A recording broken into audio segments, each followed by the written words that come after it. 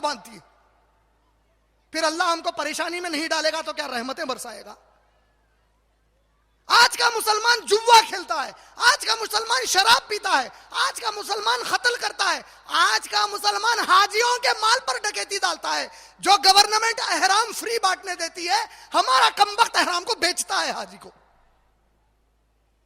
कौन सा ऐसा अमल है जो उस जाहिल अरब में नहीं था और जो आज इस पूरी कौम में नहीं है?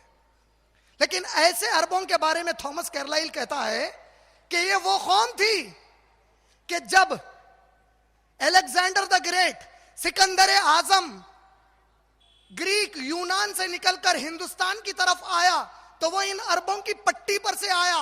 जब इन अरबों की तरफ देखा तो उसने गवारा ना किया कि ऐसे जानवर नुमा इंसानों पर हुकूमत करे। ये वो कौम थी कि जब जूलियस सीजर रूम के इस कौम की तरफ से गुजरे तो उन्होंने जब इन जानवरों जैसे इंसानों को देखा तो कहा कि मैं इन पर हुकूमत करना पसंद नहीं करता, ये मेरे काम के लोग नहीं है। उसे थॉमस कैरलाइल इंग्लिश की अपनी बुक में लिखता है, they were the human garbage on earth. ये इंसानी कचरे की ढेर थी जो अरबों की बसी हुई थी इंसानों के दरमियान। इस कौम के बारे में, जिसके बारे में सारी इंसानियत नाउम्मीद थी, सारी इंसानियत समझती थी कि ये तो कोई इंसान है ही नहीं, अल्लाह ने मदद की। उस कौम से एक ऐसे नबी को उठाया जो सारी कायनात के लिए हीरो बन गए। उस कौम से ऐसे मुसलमान पैदा किए जो सारी इंसानियत के लिए हीरोज बन गए। एक शायर ने बड़े प्यारे अंदाज में पेश किया है इस बात को। उतर कर हिरा से, हिरा गारे हिरा, उतर कर हिरा से सूए कौम आया। सूए कौम, कौम का इलाज करने वाला मसीहा, डॉक्टर यानी मोहम्मद सल्लल्लाहु अलैहि वसल्लम गारे हिरा से जब ऐलान किया कि मैं नबी हुआ हूं तो आप ऐसे नबी बने कि सारी इंसानियत के इलाज करने के लिए रूहानी जिस्मानी हर इलाज के डॉक्टर बन गए। उतर कर हिरा से सूए कौम आया और साथ में अपने नुस्खे कीमिया भी लाया। एक ऐसा नुस्खा लाया, एक ऐसा इलाज लाया, एक ऐसी दवा लाया कि इंसानों में जितनी बुराई है उस पूरी बुराई, उस पूरी बीमारियों का इलाज इसमें मौजूद है। उतर कर हिरा से सूए कौम आया और साथ में अपने नुस्खे कीमिया भी लाया। और उसके बाद शायर कहता है, वो बिजली का कड़का था या सौते हादी। वो जो मोहम्मद सल्लल्लाहु अलैहि वसल्लम की आमद है, इस आमद के बारे में क्या समझें? नूह अलैहिस्सलाम 950 साल जिंदगी गुजारते हैं लेकिन 70 से 80 लोग ईमान लाते हैं। बड़े बड़े पैगंबर 100 साल से ज्यादा मेहनतें करते हैं लेकिन चंद लोग ईमान लाते हैं। लेकिन ये मोहम्मद सल्लल्लाहु अलैहि वसल्लम को तो देखो कि 23 साल की नबुवत में दुनिया का सबसे बड़ा इनकलाब लाते हैं, जिसकी गवाही, जिसे हम उर्दू में कहते हैं, हक तो यह है कि बातिल भी उसका जिक्र करे। एनसाइक्लोपीडिया ब्रिटानिका आप जब पढ़ते हैं, एनसाइक्लोपीडिया ब्रिटानिका लिखती है कि दुनिया का सबसे बड़ा इनकलाब इस्लाम का इनकलाब है जो मोहम्मद रसूलुल्लाह सल्लल्लाहु अलैहि वसल्लम ने बर्पा किया था। इससे बड़ा इंसानियत की तारीख का कोई इनकलाब नहीं है। तो शायर कहता है, वो बिजली का कड़का था। बिजली का कड़का कैसा रहता? आप 1000 वॉट की लाइट लगाओ और एक बिजली का कड़का उस सारे वॉट की लाइट के ऊपर भारी है। वो बिजली का कड़का था या सौते हादी, या हिदायत देने वाली की आवाज थी हमारे नबी। वो बिजली का कड़का था या सौदे हादी। शायर कहते हैं, अरब की जमीन जिसने सारी हिला दी। मैं कहता हूं मेरे नबी ने अरब की जमीन नहीं हिलाई, दुनिया की जमीन जिसने सारी हिला दी। ये सब बुराइयां थी, उनके बारे में शायर कहता है, जो ना थे खुद राह पर। ये वो अरब थे जो खुद रास्ते पर नहीं थे, जो ना थे खुद राह पर, जो बेटियों को मारते, माओं से शादियां करते, जो इज्जतें लूटते, जो डकैतियां डालते, जो कत्लो गारतगिरी करते, जो ना थे खुद राह पर, औरों के रहबर हो गए। कल तक वो राह पर नहीं थे, लेकिन आज अगर आपने उनकी पैरवी की, उन सहाबा की इताअत की, तो वो आपके रहबर बना दिए गए अल्लाह की तरफ से। जो ना थे खुद राह पर, औरों के रहबर हो गए। वो क्या नजर थी जिसने मुर्दों को मसीहा कर दिया। वो कौम जो मुर्दा कौम है, अल्लाह के नबी ने उन्हें मसीहा बना दिया, ऐसा मसीहा कि क़यामत तक आने वाला कोई मुसलमान अबू बकर कहेगा तो दूसरा मुसलमान कहेगा बदतमीज अबू बकर रजी अल्लाह ताला अन्हु बोल, सिर्फ अबू बकर नहीं। कोई कहेगा उमर तो दूसरा मुसलमान कहेगा बेशर्म, इज्जत से नाम ले, उमर रजी अल्लाह ताला अन्हु बोल। वो ऐसे रहबर बन गए कि सबके मसीहा बन गए हमारे लिए। किस वजह से? इस वजह से कि वो मुअज्जिज थे जमाने में मुसलमान होकर। अल्लामा इकबाल कहते हैं हमारे सहाबा के बारे में, उन्हें इज्जतें मिली। कितनी इज्जतें कि यहूदी मदीने से बाहर जब जाते तो अपनी बीवियों से कहते, देखो बेगम, तुम लोग अपनी जो जवान बेटियां हैं, ये जवान बेटियों को ये मोहम्मद के सहाबा के पास छोड़ दो, उनकी इज्जतें बची रहेंगी। अपने रिश्तेदारों में छोड़ेंगे तो इसकी कोई गारंटी नहीं है। इतनी इज्जत सहाबा को मिली। आज मुसलमान जब उसकी बेटी घर से बाहर जाती है, बहन घर से बाहर जाती है, तो सबसे ज्यादा परेशान है उन नुक्कड़ के नौजवान आवारा मुसलमानों की वजह से, जो इस नौजवान मुस्लिम लड़की को छेड़छाड़ करते हैं। वो मुअज्जिज थे जमाने में, मुसलमान होकर तुम खार हुए हो तारीके कुरान होकर। तुमने कुरान के दामन को छोड़ा, अल्लाह ने तुम्हें जलील और खार करके रख दिया। वो सहाबा को कैसी इज्जत मिली कि दो यहूदी मदीने के गली से गुजर रहे हैं, रास्ते में एक बंडा देखा। एक यहूदी ने दूसरे से कहा, लगता है आज मोहम्मद का सहाबी यहां से नहीं गुजरा सल्लल्लाहु अलैहि वसल्लम का। दूसरे ने पूछा, तू कैसे कह सकता है? कहता है, बेवकूफ, अगर मोहम्मद का सहाबी इस जगह से गुजरता तो यह रास्ते का बंडा बाजू पड़ा रहता, और आज अगर बंडा पड़ा है तो गुजरने वाला गैर मुस्लिम कहेगा लगता है कोई मोहम्मद का उम्मती यहां से गुजरा है सल्लल्लाहु अलैहि वसल्लम। हम बिल्कुल उल्टे हो गए। हम बिल्कुल उस रास्ते को छोड़ दिए जो हमारे नबी और सहाबा का रास्ता था। हम बिल्कुल उस तरीके को छोड़ चुके हैं जो हमारे नबी और सहाबा का तरीका था। अल्लाह ने जलील और खार करके रख दिया। आज का मुसलमान बड़ा मुतमईन है इस बात पे कि अगर वो 5 वक्त की नमाज पढ़ ले, रोजा रख ले, ज़कात दे ले और हज कर ले तो वो समझता है कि दुनिया का सबसे बड़ा मुत्तकी मोमिन मुसलमान यही है। क्या ये चीजें सिर्फ तुम्हारे लिए काफी हैं? क्या यही वजह से तुम मुसलमान बनाए गए हो कि तुम 5 वक्त की नमाज पढ़ लो, रोजा रख लो, ज़कात दे लो और हज कर लो? ये बहुत अहम इबादतें हैं, इसमें कोई दो राय नहीं है। ये फराइज हैं, इसमें कोई दो राय नहीं है। लेकिन तुम एक मुसलमान होने के नाते बहुत बड़े मकसद के साथ इस दुनिया में भेजे गए हो, और उस मकसद को आज हम मुकम्मल तौर पर छोड़ चुके हैं।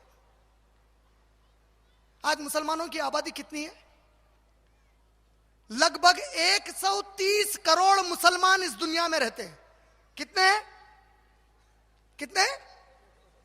130 करोड़ मुसलमान। इनके मुकाबले में यहूदी कितने हैं जानते हैं? सिर्फ 1 करोड़ 40 लाख। 130 करोड़ मुसलमान और इनके मुकाबले में दुनिया में सिर्फ 1 करोड़ 40 लाख मुसलमान हैं, यहूदी हैं। 1.3 billion Muslims and 14 million juice. 130 crore मुसलमान, इनके मुकाबले में 1 करोड़ 40 लाख यहूदी। लेकिन क्या आलम है? 1 करोड़ 40 लाख यहूदी पूरे 130 करोड़ मुसलमान पर भारी है। वजह, हर मैदान में हमको उन लोगों ने पीछे छोड़ दिया। हर मैदान में उन्होंने हमको पीछे छोड़ दिया। आज जिंदगी के जितने जरूरियात का मैदान है, उस मैदान में मुसलमान उनके करीब भी नहीं है। वो इतनी आगे निकल चुके हैं कि हम उनके मुकाबला करना तो दूर की बात है, हमारी नजरों से ओझल हो गए, हमारी रेस में इतनी आगे निकल गए। आज दुनिया के जितने बड़ी कंपनियां हैं उनके नाम ले लो आप। डेल कंपनी, कंप्यूटर्स की सबसे बड़ी कंपनी, यहूदी की है। गूगल, जिसके ऊपर पूरे दुनिया वाले अपना रिसर्च तहकीक कर रहे हैं, यहूदी की है। स्टारबक्स कॉफी, यहूदी की है। लिवाइस, यहूदी। डंकिन डोनट्स, यहूदी। ब्लू स्टार, यहूदी। दुनिया के top inventions, Microsoft chip, micro processor chip, जो कंप्यूटर की, ये तो कई लोगों ने नाम भी नहीं सुना होगा। जो कंप्यूटर हम चलाते हैं उसकी रूह माइक्रो प्रोसेसिंग चिप होती है, वो चिप यहूदी ने बनाई। न्यूक्लियर चेन रिएक्टर, यहूदी।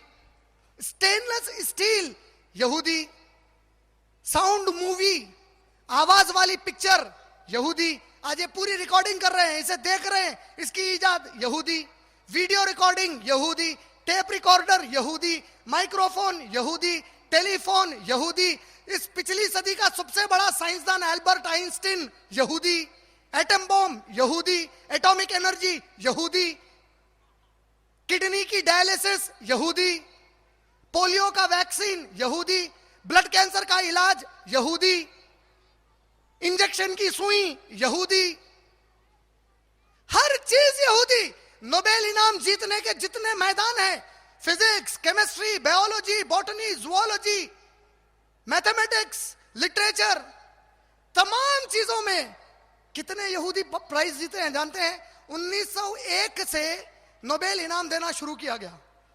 सबसे पहली मर्तबा नोबेल इनाम जो दुनिया का सबसे बड़ा इनाम माना जाता है 1901 से शुरू हुआ। उस तारीख से इस साल तक 1901 से लेकर 2012 तक 1,40,00,000 यहूदियों में से 180 से ज्यादा यहूदियों को नोबेल प्राइज मिला, जबकि अभी 10 मुसलमानों को भी नोबेल इनाम नहीं मिला। वो इसमें भी आगे निकल गए। पूरी दुनिया में लगभग 57 मुस्लिम ममालिक हैं। कितने? 57 लगभग मुस्लिम कंट्रीज है, जहां पे मुसलमानों की आबादी गैर मुसलमानों से ज्यादा है। मुस्लिम कंट्रीज लगभग 57 है, उनमें से 52 अरब ममालिक है लगभग। इन 57 मुस्लिम ममालिक में पढ़ने लिखने के यूनिवर्सिटीज कितने हैं हम जानते हैं? 57 मुस्लिम ममालिक में यूनिवर्सिटी जहां पे बच्चे graduation, post graduation, scientist, research work करते हैं, 57 मुस्लिम ममालिक में सिर्फ 500 यूनिवर्सिटी है। कितने? मेरे साथ थोड़ा दोहराइए ना। 557 मुस्लिम ममालिक में, और सिर्फ अमेरिका में 5,758 यूनिवर्सिटी। 57 मुस्लिम ममालिक में 500, सिर्फ अमेरिका में 5,758। हमारे मुल्क हिंदुस्तान में 8,000 से ज्यादा यूनिवर्सिटीज है। लेकिन शर्म और अफसोस की बात हमारे लिए यह है कि अमेरिका, जहां पर आज क्रिश्चियंस के बाद सबसे ज्यादा आबादी मुसलमानों की मानी जा रही है, उन 5,000 से ज्यादा यूनिवर्सिटीज में से एक भी यूनिवर्सिटी वहां मुसलमान की नहीं है। और इस मुल्क हिंदुस्तान के 8,000 से ज्यादा यूनिवर्सिटीज में 5 यूनिवर्सिटीज में भी इस मुल्क की दूसरी सबसे बड़ी आबादी मुसलमानों की 5 यूनिवर्सिटीज भी नहीं है। और दुनिया में जो टॉप 500 यूनिवर्सिटीज हैं, दुनिया के 500 सबसे प्यारे यूनिवर्सिटीज, उसमें एक भी यूनिवर्सिटी मुसलमान नहीं है। कहां आ गई ये कौम? कितना जलील करके रख दिया अल्लाह ताला हमको। यहूदियों के पास हर 10 लाख लोगों के लिए, मुसलमानों के पास माफ करना, हर 10 लाख लोगों के लिए 230 साइंसदान है। 10 लाख मुसलमान है तो इन 10 लाख मुसलमानों में 230 साइंसदान हैं। और अमेरिका में हर 10 लाख अमेरिकियों के लिए 5,000 साइंसदान है। मुसलमानों में 10 लाख के लिए 230, अमेरिका के पास हर 10 लाख के लिए 5,000 साइंसदान है। और ईसाइयों की कम्युनिटी में, ईसाइयों में, क्रिश्चियंस में हर 10 लाख क्रिश्चियंस के लिए 1,000 साइंसदान है। दुनिया में जो क्रिश्चियंस हैं, 90% क्रिश्चियंस तालीम याफ्ता है, और उनके मुकाबले में सिर्फ 40% मुसलमान तालीम याफ्ता है। 98% ईसाई दुनिया के प्राइमरी स्कूलिंग करे, स्कूल को गए, और उनके मुकाबले में मुसलमान सिर्फ 50% स्कूल तक गए। दुनिया के 90% ईसाई यूनिवर्सिटीज की तालीम लिए, और उनके मुकाबले में सिर्फ 2% मुसलमान ग्रेजुएशन तक गए। दुनिया के जितने मुसलमान कमाई कमाते हैं मुसलमान ममालिक, सिर्फ 0.3% साइंस के रिसर्च पर डालते हैं, जबकि ईसाई 5% रिसर्च पर डालते हैं। हम किस मैदान में इनसे मुकाबला करेंगे? हर मैदान में हमसे आगे निकल चुके हैं, हर मैदान में हमको पीछे छोड़ दिया है। अल्लाह की मार पर मार हमें आती जा रही है। ऐसे हालात में मुसलमानों पर परेशानियां नहीं आएंगी तो क्या आएंगी? क्योंकि ये वो कौम है, आज हमारी ये कौम अपने आप को मजहब से अलग रखना चाह रही है। आज का मुसलमान समझने लग गया है कि अगर मैं दाढ़ी रखता हूं तो मैं जिंदगी में गुजारा नहीं कर सकता। आज का मुसलमान समझने लग गया है कि मैं टखने के ऊपर कपड़ा पहनूंगा तो मुझे नौकरी नहीं मिलेगी। आज का मुसलमान पॉश मुसलमान हो गया है, क्लब को जाता है, पब को जाता है, बर्थडे पार्टीज में जाता है, कभी कभार शराब भी पी लेता है, खूब पैसा नाचने और गाने पर उड़ाता है, शादी ब्याह में इंतहा से ज्यादा फजूल खर्ची करता है। क्यों? क्योंकि अगर मैंने ऐसा नहीं किया, निकाह बिल्कुल सादगी से किया, तो लोग मेरा मजाक उड़ाएंगे, बोलेंगे क्या है, फकीर है, भिखारी है, पैसा नहीं। दाढ़ी, अरे अरे आपके पास दाढ़ी है, हम आपको नौकरी नहीं दे सकते। हमको शर्म आनी चाहिए, दुनिया की आबादी में सरदार जी 1% भी नहीं है, लेकिन वो फखर से दाढ़ी भी रखते हैं, पगड़ी भी बांधते हैं और हथियार भी साथ लेकर घूमते। अल्लाह ने हमको जलील कर दिया।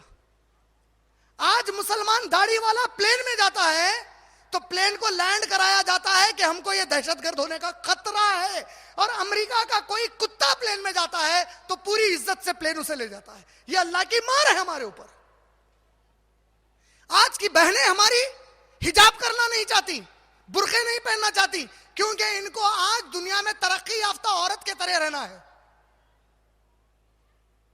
हम ऐसे मुसलमान हो गए तो अल्लाह ताला हम पर अजाब नहीं भेजेगा तो आखिर क्या करेगा? ये जो पूरे परेशानियां हैं, ये हमारे अपने हाथों की कमाई है। हमने दीन से शर्मिंदगी महसूस की, अल्लाह ने हमको इस दुनिया में शर्मिंदा करके रख दिया। उमर इब्ने खत्ताब रजी अल्लाह ताला अन्हु जब बैतुल मुक़द्दस फतह किए तो अपने सहाबा को बैतुल मुक़द्दस में जाकर कहते हैं, तकरीर करते हैं और कहते हैं, ए नबी के सहाबा, याद रखना कि हम जलील और खार कौम थे, अल्लाह ने इस्लाम के जरिए से हमको इज्जतें बख्शी हैं। जिस दिन तुम लोग इस्लाम का दामन छोड़ोगे, अल्लाह तुमको दोबारा जलील और खार करके रख देगा। आज यही हुआ हमारे साथ। आज हम शर्माते हैं। आज मुसलमानों को खुद मुसलमानों की तारीख नहीं मालूम। इतने तमाम साइंसदान जो इतने बड़े बड़े कारनामे कर रहे हैं, हम मुसलमान ये नहीं जानते कि इसकी बुनियाद हम मुसलमान साइंसदानों ने डाली थी। जितनी यूरोप की तरक्की